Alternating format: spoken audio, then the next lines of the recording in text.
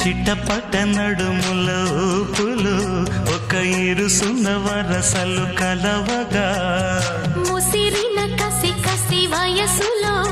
ఒక ఎదన సపదని సకలవుగా కాదంటూనే కలబడు అది లేదంటూనే ముడిపడు ఏమంటున్నా మదనుడు తెగ ప్రేమించాక వదలడు చూస్తా సొగసు కోస్తా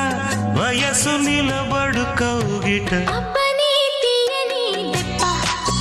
ఎంత కమ్మగా ఉంది రోయప్ప